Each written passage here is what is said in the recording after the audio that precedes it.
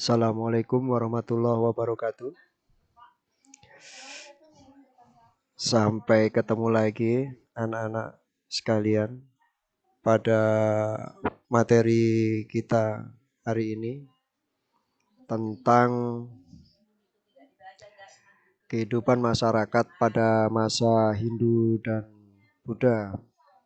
Nah, ini Bapak buat materinya dalam rangka harus bekerja di rumah dan belajar di rumah, juga beribadah di rumah untuk mengantisipasi atau memutus mata rantai pandemi COVID-19. Mudah-mudahan anak-anak semua sehat semua di rumah dan dapat mengikuti materi yang Bapak berikan pada kali ini. Baik anak-anak sekalian, kehidupan masyarakat Indonesia pada masa Hindu-Buddha di situ tentunya lebih baik dibandingkan daripada masa praaksara. Nah, kita lihat coba. Nah, setelah melalui masa praaksara, masyarakat Indonesia memasuki masa kehidupan yang baru, yaitu masa Hindu-Buddha. Masa ini sering kali disebut dengan masa klasik atau masa kuno, yaitu awal masuknya unsur-unsur budaya India di Kepulauan Indonesia. Jadi sebetulnya kalau kita lihat kebudayaan-kebudayaan kita itu banyak campuran dari budaya India. Itu anak-anak ya, termasuk kerajaan-kerajaan dan sebagainya itu dari sana nanti. Nenek moyang kita itu sumber budayanya ada yang dari sana. Akulturasi, percampuran dulu masih ingat ya materi akulturasi. Percampuran budaya dari budaya luar dengan budaya asli kita. Pada masa ini banyak sekali kemajuan-kemajuan yang dicapai baik dalam bentuk pemikiran, hasil-hasil budaya. Nah, bagaimanakah perkembangan masyarakat Indonesia pada masa ini? Ya tentunya lebih baik dibandingkan dengan masa praksara, ya kan?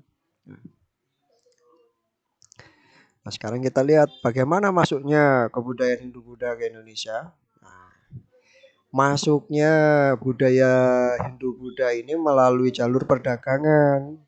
Ada jalur perdagangan darat, juga ada jalur perdagangan laut. Nah, jalur perdagangan laut antara India dan Cina melalui wilayah perairan Kepulauan Indonesia. Tapi itu nanti kita bahasnya. Ya, apa keuntungannya dan sebagainya nanti kita bahas nanti. Nah, sekarang kita akan bahas hubungan darat dulu. Hubungan perdagangan antara India Cina yang dilakukan melalui jalur darat ini dikenal dengan istilah jalur sutra. Nah, jalur sutra. Nah, apa sih jalur sutra itu? Jalur sutra itu perdagangan yang dilakukan orang Cina dengan orang India pada waktu itu bahan utama atau komoditi pertama utama yang dijual adalah sutra, kain sutra itu dari Cina. Nah, makanya jalur itu disebut jalur sutra karena terkenal sampai bangsa Eropa pun pada suka pada waktu itu. Komoditi yang dijual dari itu kan ada sutra, ada rempah, ya betul. Ya. Tapi jalur darat ini lama-lama nggak aman. Kenapa? Ya karena banyak perampokan-perampokan dan sebagainya. Maka dialihkan melalui jalur laut. Nah, pakai jalur laut inilah makanya menguntungkan buat Indonesia. Karena apa? Jalur laut dari India ke Cina atau Cina ke India harus melalui Selat Malaka. Nah, ini keuntungan buat Indonesia. Kenapa? Karena disinilah mereka singgah gitu. Mereka beristirahat di Selat Malaka itu. Nah, otomatis terus itu akan terjadi perdagangan antara orang India, orang Cina, dan orang Indonesia. Mau Indonesia dengan Cina, mau Indonesia dengan India, itu di situ hubungannya. Makanya kalau sekarang orang rame-rame anti Cina dan sebagainya, kalian jangan jangan terprovokasi, salah. Justru perdagangan Indonesia dengan Cina itu udah dari zaman dulu ada. Makanya kebudayaan kita tuh banyak yang sumbernya dari Cina. Gitu. Nah, itu anak-anak ya supaya kalian tahu dan tidak mudah terprovokasi. Nah, hubungan kedua bangsa ini menyebabkan pengaruh Hindu-Buddha yang berasal dari India itu berkembang di Indonesia. Jadi Hindu, orang-orang yang beragama Hindu, baik itu di Bali. Sekarang sisanya asalnya ada di Bali ini kebanyakan. Nah, itu sumbernya dari India. Itu anak-anak ya. Nah, Budanya, nah itu banyakan dari Cina sana, dari Nepal sana. Namun demikian tidak diketahui secara pasti kapan gitu ya. Nah, kapan kebudayaan itu masuk ke Indonesia itu nggak ada yang pasti. Oleh karena itu, banyaklah pendapat-pendapat atau teori-teori tentang masuknya Hindu-Buddha ke Indonesia. Nah, teori-teori itu ada 4. Ada teori Waisa, ada teori Satria, Brahmana, atau arus balik. Teori Waisa ini teori pedagang. Jadi teori ini dikemukakan oleh N.C. Krom. Dia menyebutkan bahwa proses masuknya Hindu-Buddha ke Indonesia itu dibawa oleh pedagang gitu atau kaum Waisya. Ini kasta ya, Waisya ini kasta. Kasta dalam Hindu. Nah, itu ada kasta Waisya. Waisya itu adalah kastanya orang-orang pedagang. Nah, orang-orang pedagang ini datang ke Indonesia otomatis musiman tidak searah dengan musim angin pada waktu itu. Ada perubahan angin kan karena mereka berlayar kan. Nah, di situ. Nah, setelah sampai di sini mereka nikah dengan orang sama perempuan-perempuan pribumi yang hasilnya nanti mereka mempunyai keturunan-keturunan. Nah, sehingga disitulah agama Hindu mulai tersebar. Nah, berikutnya kesatria. Kesatria ini juga kasta. Kasta kesatria ini kastanya para prajurit. Ya, kelompoknya prajurit dalam agama Hindu. Nah, ini dibawa oleh C.C. Berg. Nah, ini ya. Karena penyebaran agama Hindu di Indonesia ini dibawa oleh orang-orang Satria. Karena pada waktu itu sering terjadi konflik kan di Indonesia, konflik perebutan kekuasaan dan sebagainya. Lah, kesatria-kesatria tadi itulah membantu salah satu di antara mereka sehingga mereka menang, lalu dihadiahi kemenangan itu dinikahkan dengan anak mereka. Nah, anak-anak mereka sehingga kesatria-kesatria tadi banyak yang menjadi raja-raja di Indonesia seperti di Salakanagara itu kan itu juga orang Hindu. Nah, terus itu juga asal mulanya kerajaan Salakanagara itu sama, itu apa? Orang India yang datang ke Indonesia karena kesaktiannya, terus ketemu dengan kepala sukunya sehingga anak kepala suku menikahkan dengan dia maka menjadilah raja dan rajanya itu eh, apa di kerajaannya disebut Salakanagara. Untuk lebih lebih jelasnya nanti kita masuk ke materi kerajaan-kerajaan Hindu. Nah, sama yang disebut oleh C.C. Mukherjee ini juga menyatakan bahwa kesatria ini dari India lah yang membawa pengaruh kepada Hindu-Buddha di Indonesia. Satria selanjutnya membangun koloni. Koloni-koloni itu kelompok-kelompok yang berkembang menjadi sebuah kerajaan. Nah, tadi kan udah Bapak jelaskan. Tapi untuk lebih jelasnya nanti Bapak akan lebih jelaskan lagi di materi kerajaan-kerajaan Hindu. Berikutnya juga J.L. Moon ini sama, mencoba menghubungkan proses terbentuknya kerajaan-kerajaan di Indonesia pada awal abad ke-5 dengan situasi yang terjadi di India pada abad yang sama. Ternyata sekitar abad ke-5 ada di antara para keluarga kerajaan di India Selatan melarikan diri ke Indonesia. Sewaktu-waktu kerajaannya mengalami kehancuran dan mereka itulah nantinya yang mendirikan kerajaan-kerajaan di Indonesia. Gitu anak-anak. Jelas ya? Nah, kita sambung berikutnya adalah teori Brahmana. Brahmana ini kasta tertinggi di dalam Hindu itu Brahmana. Brahmana ini kastanya para guru, para kiai ya. Kalau di Islam itu kiai gitulah. Nah, para pertapa begitu dulu Brahmana. Brahmana ini guru-guru yang mengajarkan agama-agama Hindu, namanya Brahmana. Pendeta. Teori ini diungkapkan oleh J.C. Van Loor. Dia mengatakan bahwa kebudayaan Hindu-Buddha di Indonesia menyebar ke Indonesia dibawa oleh golongan Brahmana. Pendapatnya ini didasarkan pada pengamatan terhadap sisa-sisa peninggalan kerajaan-kerajaan yang bercorak Hindu-Buddha di Indonesia, terutama pada prasasti-prasasti yang menggunakan bahasa Sanskerta dan huruf Pallawa. Karena apa? Karena huruf Sanskerta dan huruf Pallawa ini yang mengerti hanya kaum Brahmana. Karena dulu yang pinter-pinter itu kaum Brahmana. Gak semua orang itu bisa baca bahasa Sanskerta dan gak ngerti huruf Pallawa.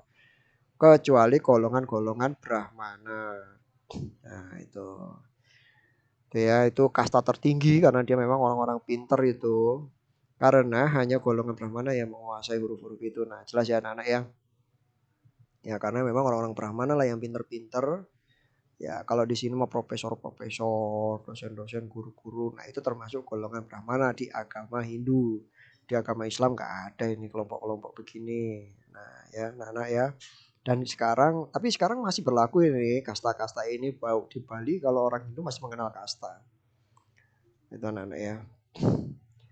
Nah berikutnya arus balik. Arus balik ini kayak apa sih? Nah arus balik ini orang-orang Indonesia yang mengembangkan kebudayaan Hindu-Buddha di Indonesia.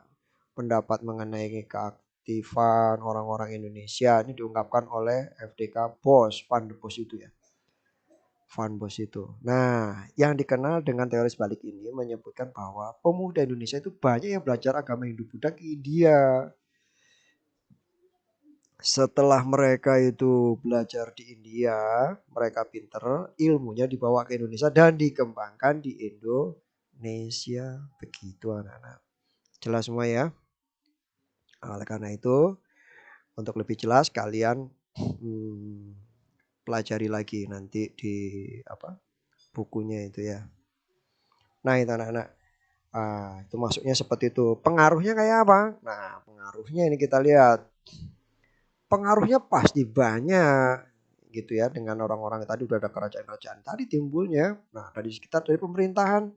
Nah dari pemerintahan udah jelas.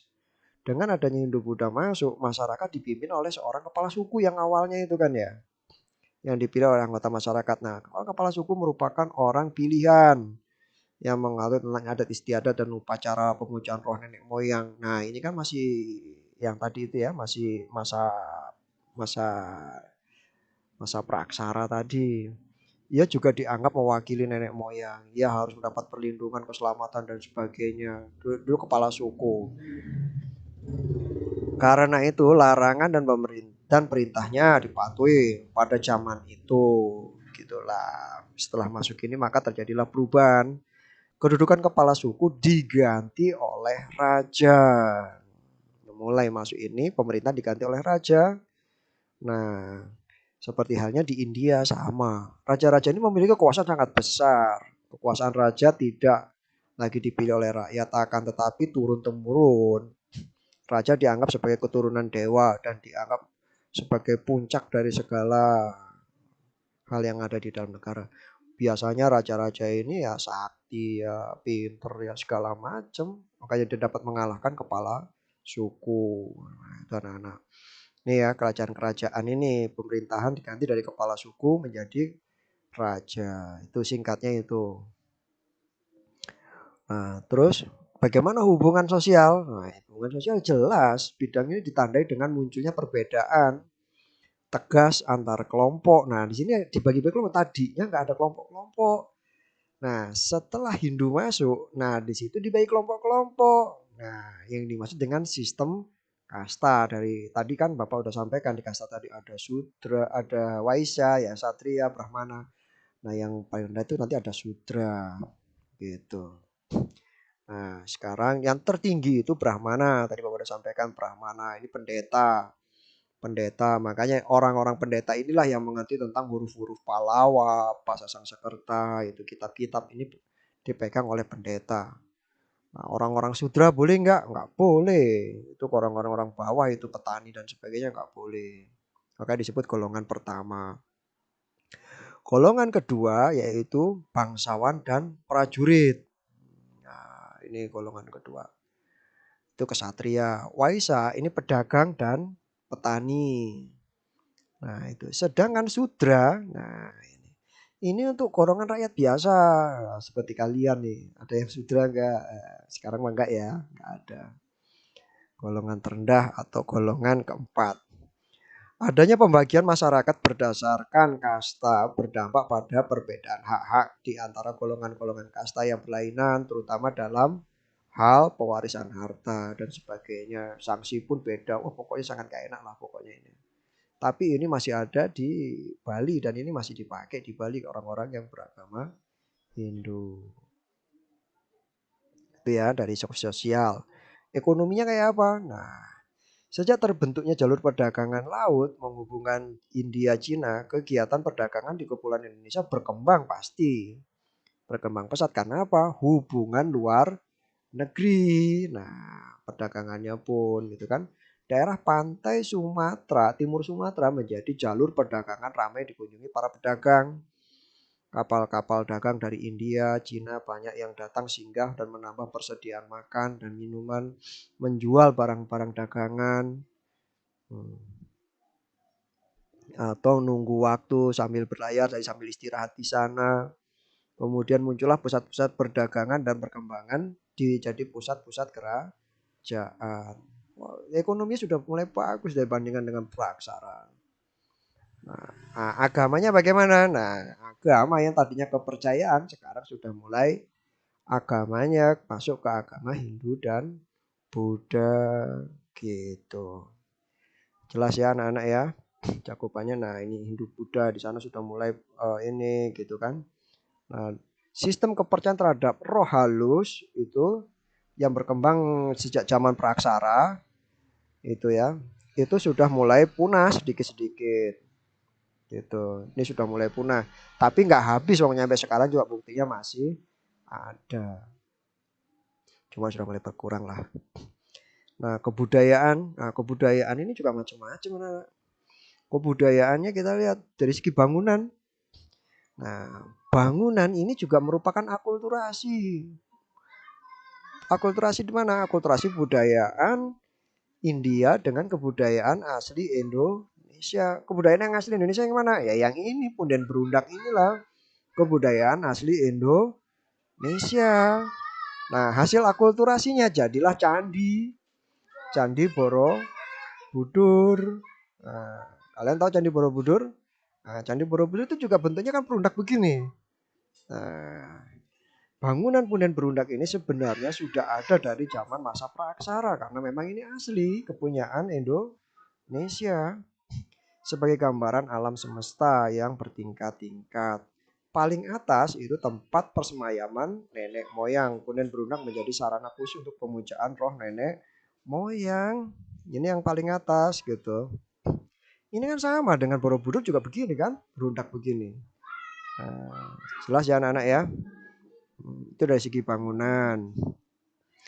Dari segi seni rupa dan seni ukir. Nah, ini juga akulturasi. Maksudnya pengaruh Hindu Buddha membawa perkembangan seni rupa pasti, seni pahat juga seni ukir. Nah, hal ini dapat dilihat pada relief atau seni ukir yang pada dinding-dinding candi. Nanti kalau kalian kelas 8 kita main ke Candi Borobudur, kita lihat relief-reliefnya. Di sana di Candi Borobudur, di sana ada gambar Sang Buddha dan patung-patung. Nah, itu berkembang. Jelas ya anak-anak ya. Nah, terus bagaimana dengan sastra dan aksara? Sastra dan huruf nih. Nah, sastra ya sudah mulai mengalami kemajuan. Sastra di sana ada Mahabharata dan Ramayana dulu itu. Sebenarnya waktu Ramayana ya, Ramayana dulu baru Mahabharata. Ini melahirkan seni-seni pertunjukan wayang kulit. Oh, ini wayang kulit, ini Semar, ini Gareng, ini Petruk, ini Bagong. Ini hasil perpaduan atau akulturasi asli Indonesia dengan Buddha. Nah, ini wayang-wayangnya. Terus cerita Mahabharata, Ramayana ini versinya versi India gitu. Jelas ya anak-anak, yang dikembangkan di Indonesia. Bapak pun masih suka ini cerita-cerita wayang-wayang ini. Terutama orang-orang Jawa ya masih pada senang. Nah, itu. Nah, anak-anak, saya rasa sampai di situ pertemuan kita. Nanti kita ketemu lagi di video 2. Gimana anak-anak? Ada kesulitan? Bapak rasa tidak ada kesulitan. Nanti di video 2 Bapak akan berbicara tentang kerajaan pada masa Hindu-Buddha, terus peninggalan-peninggalannya apa, terus kita adakan evaluasi. Nah, ini jelas ya tadi kan sampai di sini tadi ada hubungan Indo kerajaan. Nah, nanti kita bahas di pertemuan yang akan datang. Terima kasih anak-anak. Tetap di rumah, jaga kesehatan, banyak istirahat ya. Jangan banyak main di luar. Kita ketemu lagi nanti pada saat situasinya sudah baik, kita sama-sama sekolah gitu ya. Jangan sampai ada yang sakit. Terima kasih anak-anak. Wassalamualaikum warahmatullahi wabarakatuh.